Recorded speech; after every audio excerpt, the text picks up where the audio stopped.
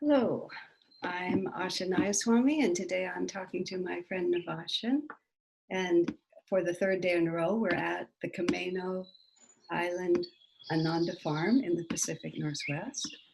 Navashen, much of his spiritual life took place in the Ananda Palo Alto community where I live. So the colony leaders have a very proprietary relationship with the devil. And still does. It still does. So we use the phrase, he serves at our pleasure at Camano Island, bearing in mind that this is only a joke. But I don't know. I was told I'm on assignment officially. So Navashen has been there with Haley and Zachary, who those of you who are watching every day can watch, to study about gardening and the kind of special farming they do. And perhaps, assuming God wills it, Ananda Palo Alto has a wonderful farm to be developed, and this is our plan. We'll see if God has the same plan that we do, but we all like it. So, my friend Navashen, tell me a little bit about who you were before you became Master's disciple. Where did you grow up? What kind of a child were you? What were your interests?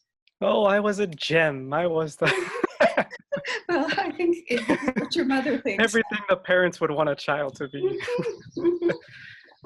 Actually, no, I remember the first remarks my mom sharing about when I was first born was that I was this ugly looking thing coming out, just very alien looking, jet black hair and these beady eyes and just crying up a storm. And yeah, so I guess a little bit odd at the very beginning. Were you the firstborn? No, I have an older brother, about almost 2 years older. You know, a mother said to me that if my friend who was her second born, if he had been the first, he would have been the last. She described it.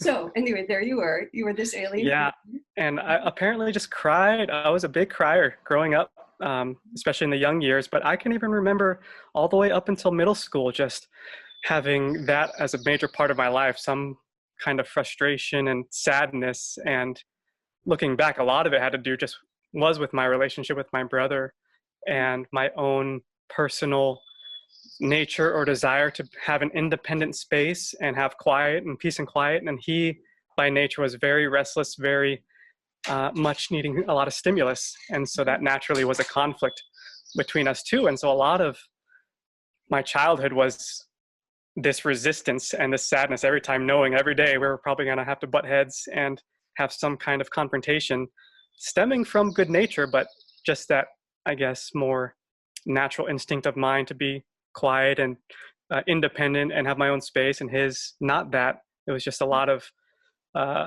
sadness or frustration or anger around that, and that carried on for quite a number of years. Master said sometimes people incarnate in one family, and his awful phrase is to fight it out at close quarters. So to just get through karma between you. So you took one of those incarnations, huh? I think so. I had no concept of I'm receiving this because it's mine, and karmically it has come to me. So at that time, it was just a big feeling of unfairness and why does this have to happen every day and going on. But now the amazing thing is, after coming to the yogic teachings and our path, almost immediately after reading about and experiencing that truth of karma and reincarnation and the reasons behind all this, almost at the drop of a hat, had no ill grudges or held any kind of personal grudge or bad feeling towards any of the perceived slights from family members at all. It was just like completely clean slate. Oh, I know why this happened. So that was a blessing as soon as I came on the path. That is a really enormous blessing. So you were a frustrated child constantly. You wanted quiet, and you were invaded by this older brother.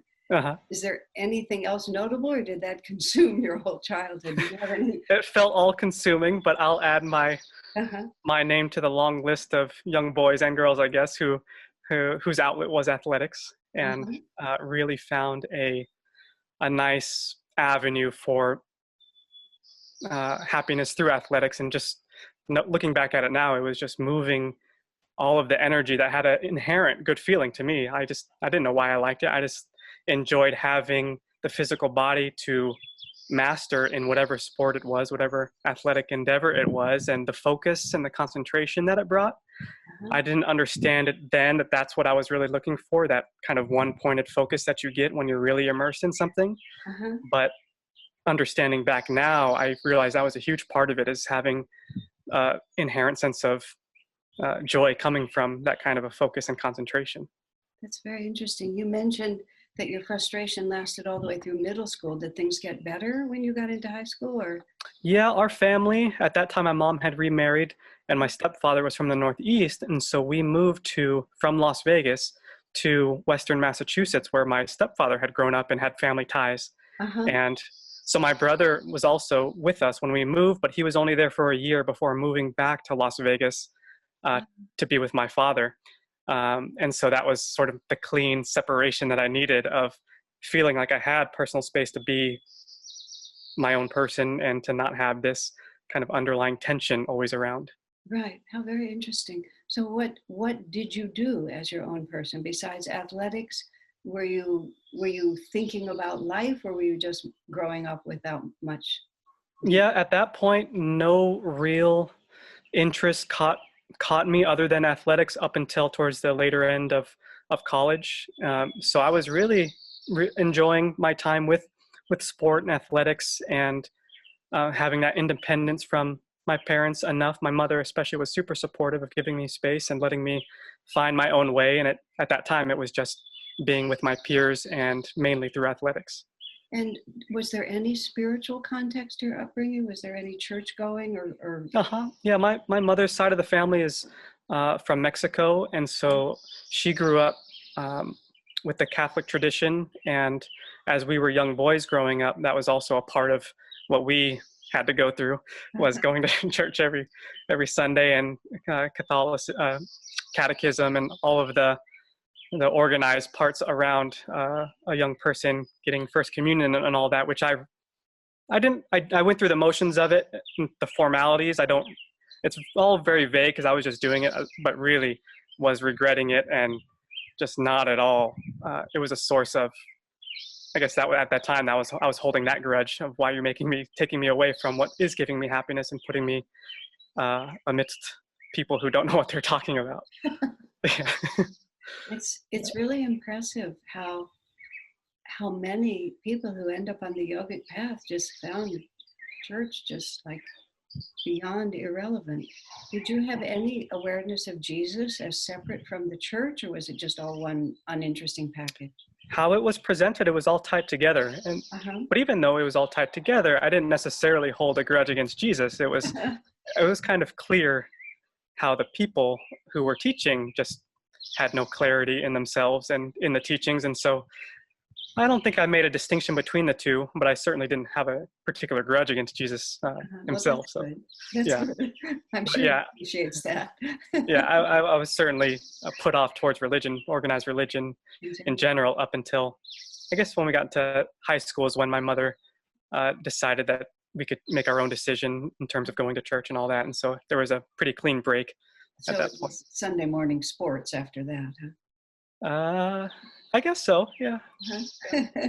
So I meant, outside with the basketball or whatever it was. Yeah, just trying to be outdoors. Yeah. So you mentioned being outdoors. Did you have a particular interest in the natural world or nature or anything like that at that period of time? Not during that period. That came much later. I remember even my dad, when we would spend time with him and he would visit. I remember one time he took us to Muir Woods, took me to Muir Woods. I think I was back from college for maybe one of my first years. And he enjoyed nature, but he was big into heavy metal and rock. And so I remember driving around Muir Woods, listening to rock music in his car, and just this contrast between the two. But even then, I thought it was beautiful, but I had no inner attunement to or strong connection with nature. But I did like being outside in general, but not like nature parks or that kind of outside, just outside. And So you went to college? Where did you go? I did go to college. I went to college in North Carolina at a school called East Carolina on the eastern part of the state. And my only criteria was, at that point, I knew sports and athletics was the only thing that I found any kind of fulfillment in. So I was thinking I would pursue that as a career. So I just chose to be in a location where I hadn't been before, because at that point, I had lived in Las Vegas. I had a lot of family in Texas that I would visit often, and I'd been to the East Coast for the high school years. And I eventually began to enjoy exploring different areas of the country that way. And so my criteria was, okay, I'm going to target a school in the South. It has to have a good sports program, and I just enjoy the accent and the weather. The weather had to be hot. So it was very, very superficial criteria. Oh, God just uses our own desires to put us where we're meant to be. Yeah. So what did you study? What was your interest when you got there? It was a sports study degree, which was quite broad. It covered professional sports as well as recreation and leisure that a lot of small towns would develop for their communities. And it was just a wide spectrum. But ideally, my hope was to get into professional sports and work in that kind of a setting. But I just chose as broad as degree as possible, just to have my options open. Right. So you're not a very tall man. I mean, you're a slender fellow. And I remember when you and I talked, you told me that basketball was your favorite sport. I perhaps inappropriately pointed out that you were not a very big man. Very appropriately. I remember that you looked right at me and you said, but nobody gets past me if I don't want them to. So I presume you didn't imagine yourself as a professional athlete, but you just wanted to bring the world around it. Yeah, the environment, I knew fairly soon after that. Well, again, it was my only perception that was the only thing, sports environment was the only thing that was going to make me happy. So whether as an athlete or just in the environment, I was going to try and just be around, because that was really the only thing that grabbed me. And so it was only after getting an internship in a professional sports arena that I realized that it was actually the physical playing myself that brought a lot of happiness, and not the environment or anything about the environment or the organizational aspects of sports. And so, yeah, that was a quick understanding of it's actually not sports in itself. It was the physical movement and the energy moving in the body, and using that as a way to master my energy. And so, So did that cause a crisis for you when you realized that? Not a crisis, but certainly active approach in trying to seek something else. Yeah, towards the tail end of college, I was interested in mixed martial arts. At the time, my brother had become a professional mixed martial artist, so we had sort of that tie in common, that interest. And I began to stumble across some people who were in that world who began talking about consciousness and their experiences with particular plant medicines and shamanism and different kinds of practices that opened up a whole new world. And that really spoke to me, this idea of consciousness, because again, at that point, I had gotten to a place where I was seeking and knew that there was something beyond just the normal day-to-day stuff. And how did that realization come to you? Did you just gradually grow into knowing that the world as you saw it wasn't everything? Was there a dramatic moment, or did it just grow on you slowly? It didn't feel dramatic, but it felt very clear. It's like, oh, sports, I thought was the only thing that made me happy. Now I'm in a sports world working there. I'm not happy. So it wasn't like a hard thing to discover. It was just very obvious to me at that point. So what happened next? So then you get into martial arts, and martial arts starts dealing with consciousness. So when did Yogananda enter the story?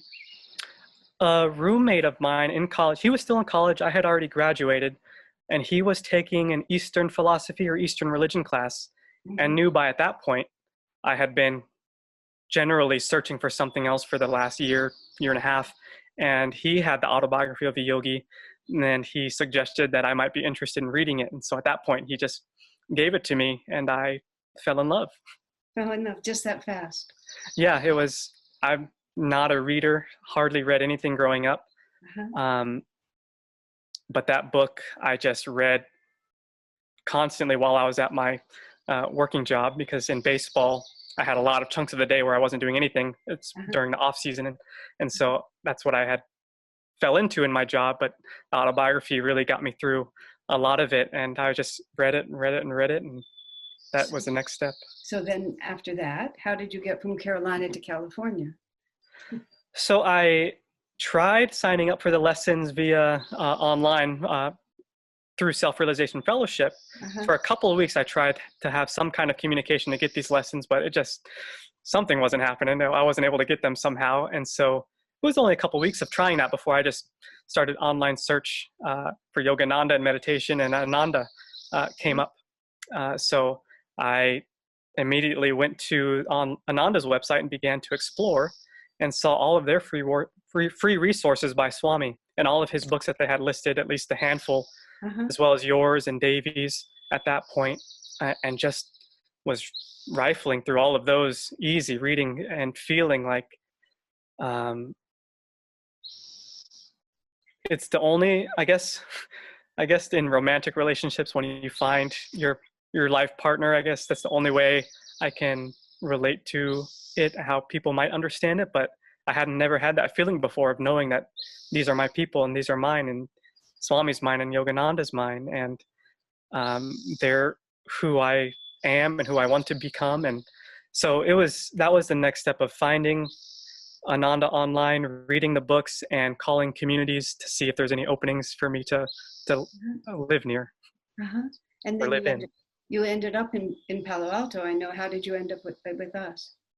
I was applying to jobs in every city that a community was in, that our Uh-huh. communities were in. So I applied to jobs in Palo Alto, in Nevada City, and Seattle, Portland, everywhere. And it just so happened that I ended up getting a job in the Palo Alto area, and called Chidambar, who was Rick at the time when he Uh-huh. answered the phone, but the community manager in Palo Alto, and Uh-huh. asked if there was any openings in the community. And there wasn't at that time. So I just moved 20 minutes right across the bridge to the East Bay. Uh-huh. But that's how I made it over. But it was essentially through searching for jobs in every community and landing one in Palo Alto. That's fantastic. I'm so glad you did.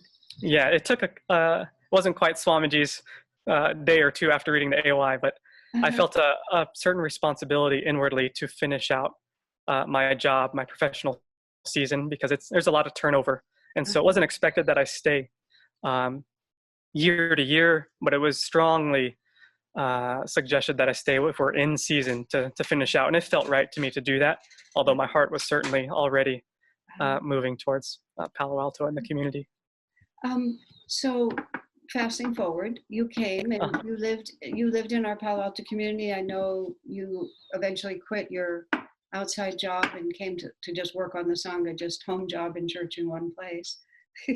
And but now, either by your choice or by serving at our pleasure, you have you've gone to the Camano Island farm. And so tell me why you made that move, what you're thinking, what's important to you about what you're doing there. Yeah, I sort of fell into it because, again, I had no particular skill sets growing up, no particular interests outside of athletics. And so everywhere I've been growing up and every job I've had, it's generally been kind of like an assistant to whoever, just helping them do better, whatever it is that they do.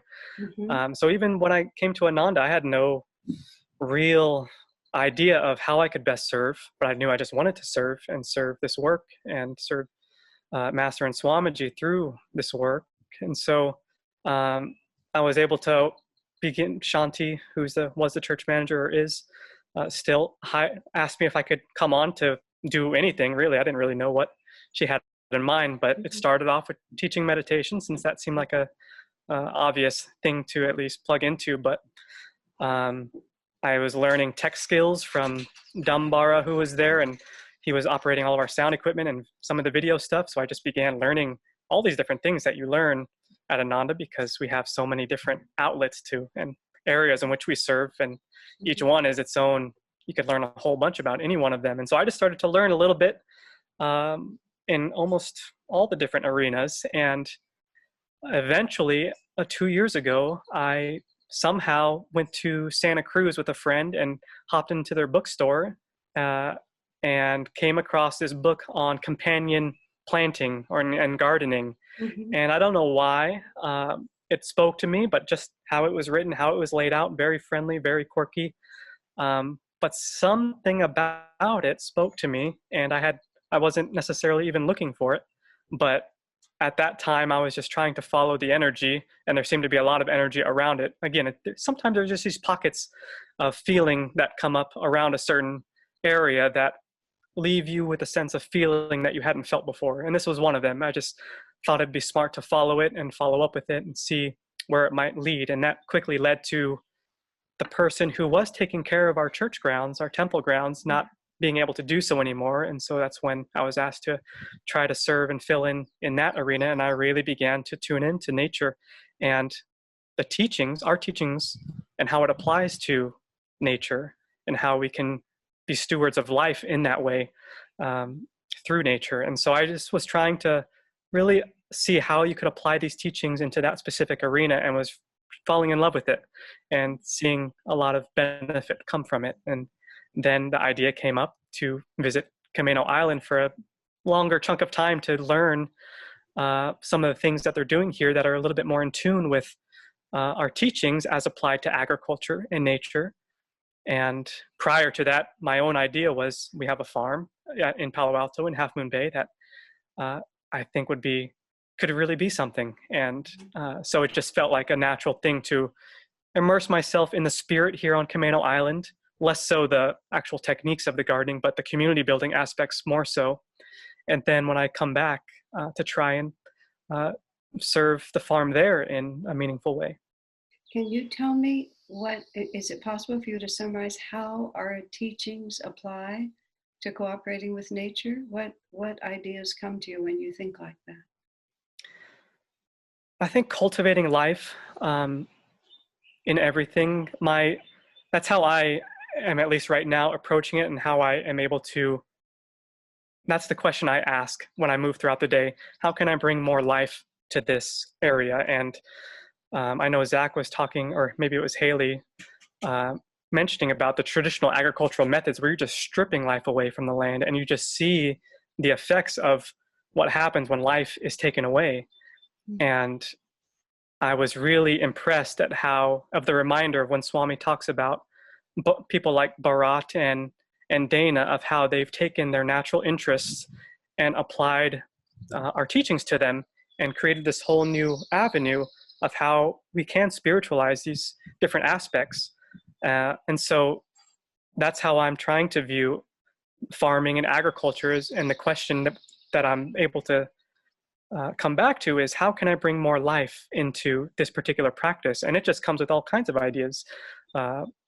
And I'm totally new in this arena. So I'm finding things out of actually, how can I bring life to this? And most importantly, it's in my own life in me. How can I be alive every day? And then that'll manifest into particular things and models of agriculture. But more and more I'm realizing that it can be agriculture. It can be if I'm back at the Sangha teaching meditation or doing tech stuff.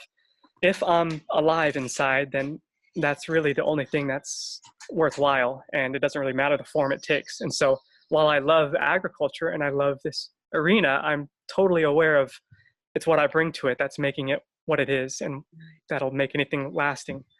So yeah, but I'm totally all in right now in terms of this particular model of agricultural and natural farming and what it can do for us. What is natural farming? I heard Haley use that same word, natural farming. Mm-hmm. What does that mean?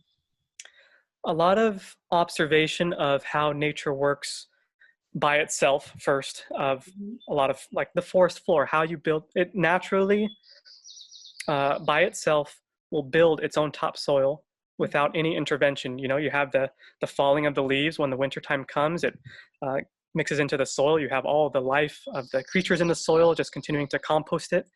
And so I think natural farming as a whole is a lot of observing of how life is prevalent and how the human hand can assist it without being detrimental. But it definitely is a working relationship, because I'm very aware also that you see and you hear Swami talk about, you know, the wild forest and how, you know, if it gets all wrangly and pretty mangy, you can get, you know, cannot feel all that good. So there is a reality of working hand in hand, both what the person can bring and their consciousness, and if it's uplifted, and also what nature can naturally do. So I think it's natural farming as a whole is a combination of seeing how nature works best on its own, and then trying our best to see how we can also help as people. I think all that's just really splendid. You know, in the very early years of Ananda, growing food by the biodynamic method was what it was called at that point that we were following, was just fundamental to life in the community. To a certain extent, we've moved away from that a little bit. I mean, Ananda as a whole, but that was always part of Master's very fundamental idea for community, is that you'd be self-sufficient, you would grow your own food. So would it be fair to say that that's kind of like an aspect of Master's work that you've picked up that sort of feels like yours for the time, at least? Yeah, it feels so. I mean, it certainly feels like it's definitely in tune with the teachings, as long as we continue to, tune in consciously and see how would, I guess, study and introspect of what would Master say about this, and what's the principle behind what we're doing. And if we're tuning into the particular principle, then I think we can express it in any number of ways. But if we're solid on the principles, I think if that's the foundation, then it can take any kind of expression. I'm going to just flip to something else, because the other great talent that you've shown is that you have a beautiful and very natural singing voice. Is there a union in your mind between the music and the working with nature? Do those come together for you? Yeah, absolutely. The music, more than anything, I would say, is my connection to Swami and Master in the path. That was the first thing that I would do when I found Ananda and the music collection. When I would drive to work, I had about a 45-minute commute. I would just play Swami singing, and was so amazed that this kind of music even existed and its effect that it could have. That I think the music connects me to every aspect that I'm involved in. So, but the music is the rock that, no matter what I'm doing, I'm generally always coming back to the music in some way. I want to talk for a couple of minutes. I'll give people some information. And Swami Kriyananda, the community of Palo Alto, where you lived for a time, and it is in an urban area. And Swami Kriyananda was always very concerned that we didn't have a safe haven, is actually the phrase he used, because of Master's predictions that there might be social disruption. And virtually I think it was the last communication we got from him before he died was, you really need to get land in the country. And he died in April, and in June, we started the process of buying this farm, which is 45 minutes from here near the coast. But in all the years that we've had it now, it has developed nicely, but it hasn't had a mother yet. I mean, a devoted mother. We've had a lot of people work on it beautifully, but its potential has not been realized. And I know we were talking before we came on the air that you feel a particular relationship with that. Do you want to speak about that at all, how that feels to you? Yes, I think at this point in time, where I wouldn't have been able to say that before, but it feels like it's coming from the inside out. I think when I first plugged in to the community, when I moved to Palo Alto, the first thing I did, I think, was plug into the community gardens with Amra and everybody there. But I think even at that time, it was still coming from outside in. It was something I was doing and enjoyed doing, but I didn't feel a particular affinity to it. But now, ever since a couple of years ago, when that feeling did come about then, from the inside out, I think that was my inspiration, and to start moving in that direction is just being aware that we did have a farm, we did have a lot of potential. And so my focus now is trying to be immersed in this vibration here, because on Camano, just because it's so established and you just feel the life here, that I want to be able to do our farm justice in helping create and helping manifest through hopefully a team of people who are starting to feel the same thing. Which, when I was first mentioning to different people that this was looking like a real possibility that I could start moving to our farm full time, there was a lot of interest and people wanting to start plugging in more. And I think with world circumstances happening now as they are, I can only imagine it growing, that that sense, and I've heard that there's been a small group of people throughout the last couple months helping out a little bit more frequently. So yeah, my hope is when I get back there and towards October-ish, that we'll really start to ask Master what he wants for the farm, and try to do our best to serve. Right. And I'm shamelessly, openly, without the slightest hesitation, advertising the possibility by bringing it up to you in these years. Well, it's interesting, because we have our emergency preparedness group that has been thinking of different ideas and ways to prepare for hard times over the last couple of years. And I'm still wrestling with that idea of simple living, basically, is what the emergency preparedness is. Right. But it's being viewed in the context of emergency preparedness. But whereas we shouldn't wait for an emergency to be living this way necessarily, why not just start moving in that direction so that when emergency does happen, there's no real difference in how we're living. So, but again, there's still that I'm still feeling out how that fits in with urban communities and rural communities and how to blend the two together. But I think how we have it set up, where we do have our farm really close by to our urban community, where we can just be all tied in together, it does seem like it could be a very nice model. Well, I hope and pray that it all works out just as you're feeling it as and I'm feeling it, and that all those who are feeling it also from the inside will be called to join. Yeah. Navashen, it's just a pleasure to see you again, and really a pleasure to talk to you. And you too. I look forward to coming back if California lets me back in. We'll let you back in. Yeah, see how soon as we do. Right now you can't, but eventually we'll smuggle you. Yeah, okay, good. We'll smuggle you back. As you said, I'm slender, so I could fit in a few different areas. That's exactly right. But in the meantime, blessings on everything you're doing, and may Master guide you and deepen all of your understandings. Oh, thank you. It's a joy to speak with you. Good to see you again. Very good to see you too.